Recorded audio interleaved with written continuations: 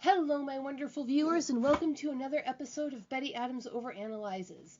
Today is the start of a multi-part miniseries in which we look at the second main lie in Lost in Space. Alpha Centauri itself is a lie. Not to say that a human habitable planet in the Centauri system doesn't exist. The planet is there, yes. Don West has been smuggling mouth-watering Kobe beef steaks and fine whiskey there for years. Oh, Alpha Centauri is real. Very, very real. But the vision of it that exists in the dreams of the colonists isn't. They dream of a perfect world, a colony like the one their ancestors came to centuries ago, with plentiful food and fresh water that only required hard work and intelligence to gather. They are expecting an established civilization. They are expecting the same luxuries that they were used to on Earth. But that is not what they will find. They will find a pit of misery well into the advanced stages of starvation and an authoritarian government barely keeping the place together. Alpha Centauri was a poverty-ridden batch of social tinder on the verge of civil failure even before the show started. With the loss of the Resolute, people are starving, systems are failing, chaos is inevitable. If the Robinsons ever do arrive at Alpha Centauri, they won't be coming into a safe harbor, they will be carrying the spark necessary to start a revolution. Just like the first lie, that Earth wasn't dying, this is not a lie that is being told to the audience. Rather, it is one that the characters of the story believe to one degree or another, and the audience is expected to figure out on their own. The show is not hiding it from the audience at all. The clues are obvious and plentiful. However, neither is the show making a huge point of the matter at this point. The clues are just that after all, just clues that the astute viewer must piece together on their own. This is classic foreshadowing. The creators are setting up a situation that may or may not come to pass in the final season. Namely, the revelation to the colonists that Alpha Centauri is going to be a deep disappointment at best, and at worst, simply another burden for the colonists to take up, another problem for them to solve. Here in the first episode, we'll take a look at what the colonists believe and why they believe it. Maureen has set her face in the new world as a focal point, a goal. It is her gleaming hope, and everything will be fine once they get there. And Maureen Robinson has great faith, though she would utterly reject any attempt to describe it as such. Now, why, you ask, would a woman of science, a pragmatic creature of facts and logic, have great faith? Because she is a mechanical engineer. She has to have that kind of faith. She has to have faith in the people who produce the materials that she works with. She has to have faith in her fellow engineers who put the pieces together. She has to have faith in the final project. If any engineer had to stop and question the soundness of every part of the science, manufacturing, and production of the marvels they create, they would never get any work done. Also, Maureen has repeatedly demonstrated a lack of empathy.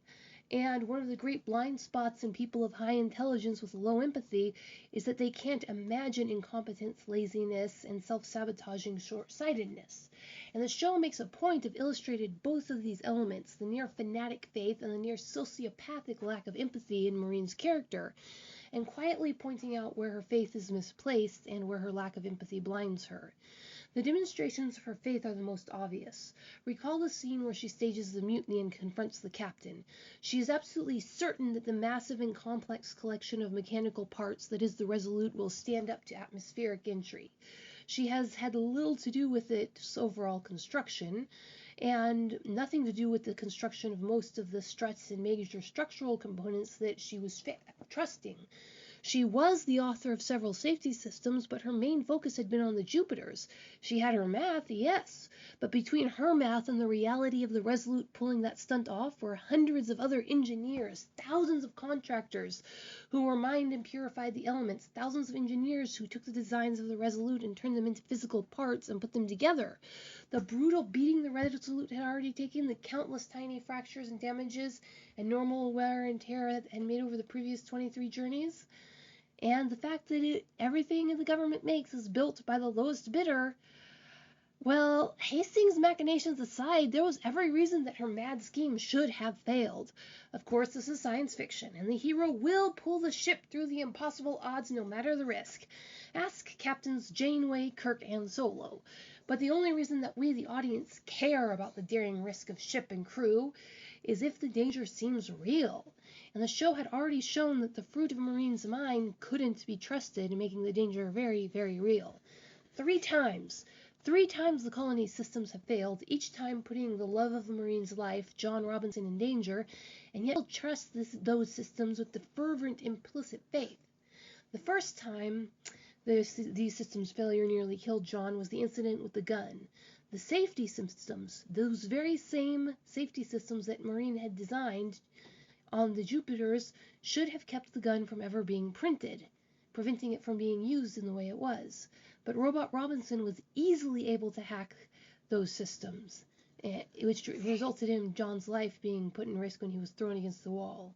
Then, when Dawn was trying to walk John through igniting the methane fire on their fragment of a Jupiter to call the Jupiter in to find them, those flawless Jupiter safety systems that Marine had designed herself failed due to human greed or laziness. For reasons of safety, the box John was trying to hotwire was supposed to have different colored wires, but it didn't because some human had swapped it out for a cheaper one. And finally, when John went down the well to check for the blockage that was stopping the water, he was nearly killed when the structure failed. Marine didn't have anything to do with the drilling rigs, of course, but that's the point.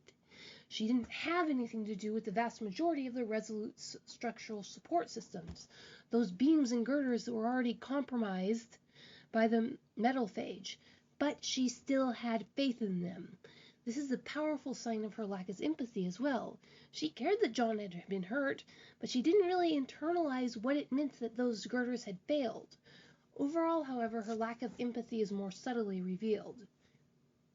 In the flashback, when she calls John overseas to ask him to release custody of the children, she genuinely believes that he will sign over his own children to another world without a fight. She's genuinely surprised when he doesn't, because to her eyes, the decision is the only logical course. She can't comprehend someone thinking otherwise. When getting the Jupiter free from the ice, she drives her own family to the point where they are all about to collapse, and they have to have a family vote to get even an hour of rest. She doesn't set aside time to read Penny's book, despite what it means to her daughter, and then lies about it to Penny's face. Then Marine is shocked when Penny is still smarting over the emotional injury a little while later. And in a very telling moment on the Amber Planet, when Ben Adler comments on his own ignorance about the robots, he has been studying them for years longer than she even knew they existed. He has what is presumably the best education on Earth to prepare him to understand the robot's thoughts. However, he looks at Robot Robinson staring down at the crumpled form of Sar and admits that he has no idea what is going on in Robot's head. Marine, who can't even understand her own daughter most of the time, is absolutely certain of what the alien robot is thinking.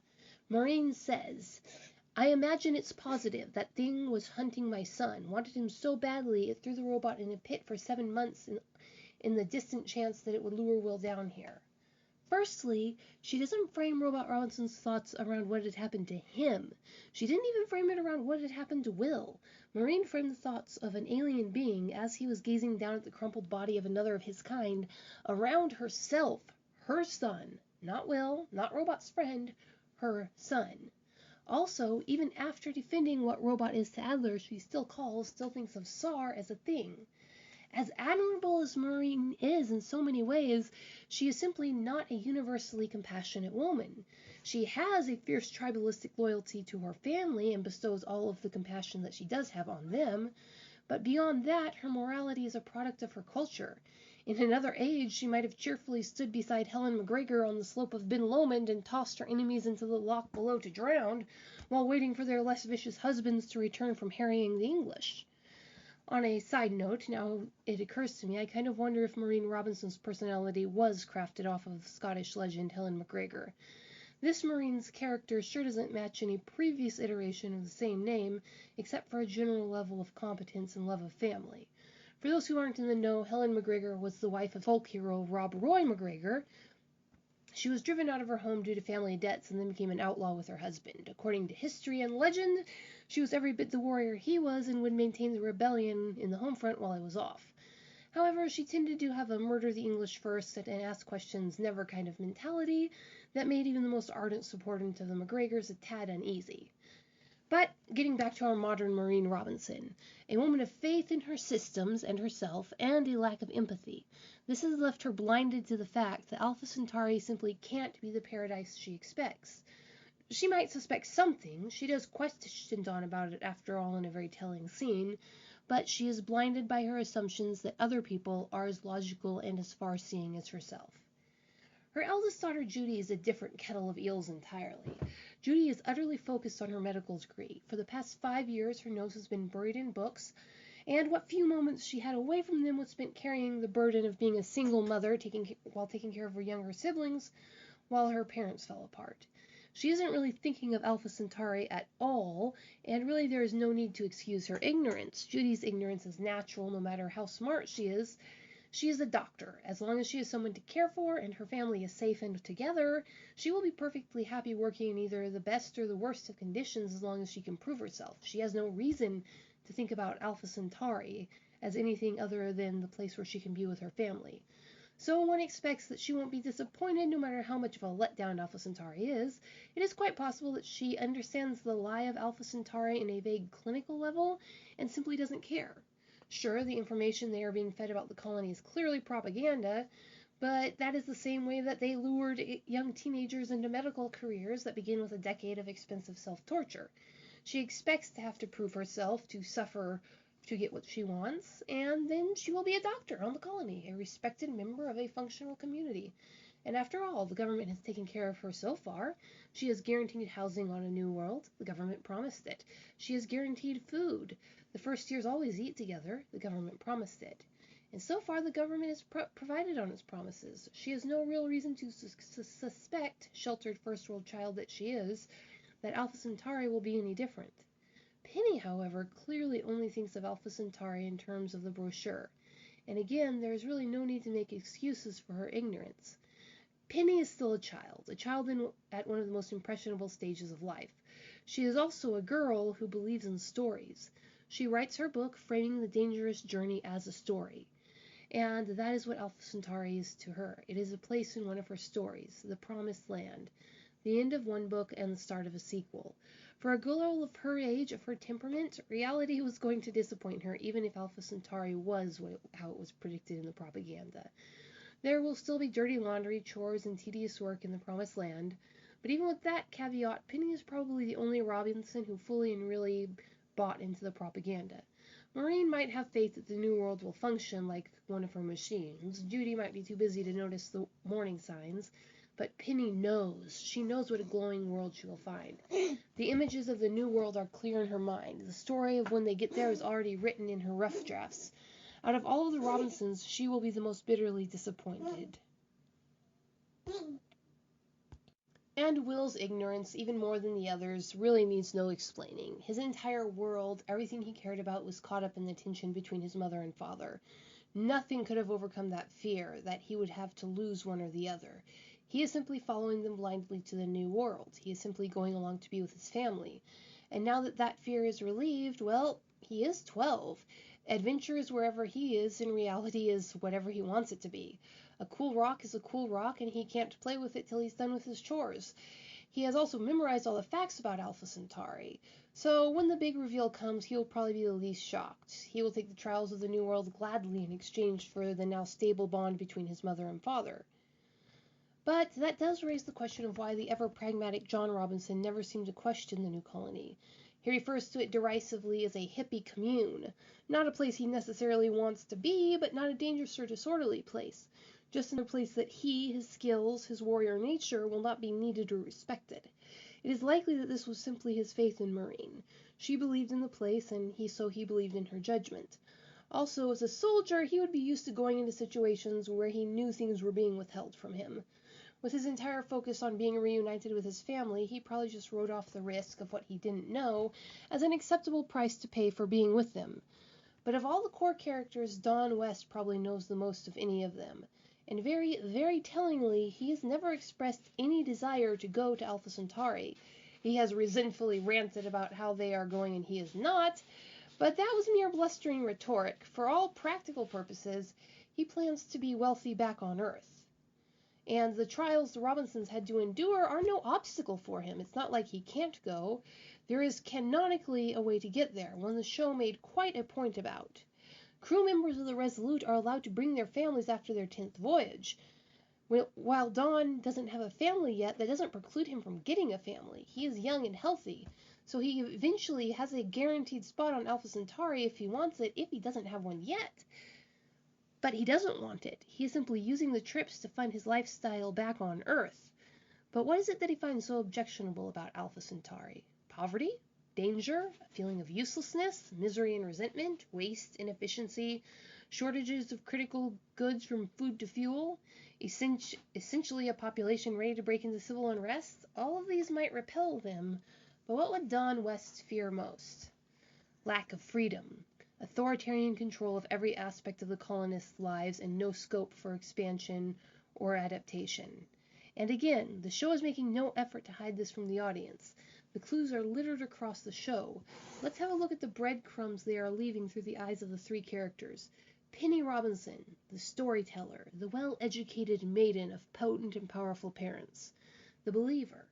Then Judy Robinson, the doctor, the useful member of society, the one who bound herself to a career in exchange for her place in the colony separately from her family. And Don West, the fast-talking pragmatist who has no interest in a place on the colony. What can we learn from each of these people? That's it for now, my wonderful viewers. So do you agree with my assessment of the blind spots in each of the Robinsons? Do you agree with my assessment of Alpha Centauri? Leave a like below if you agree. Leave a comment atomizing my argument like the Resolute if you disagree. Peace out, my wonderful viewers.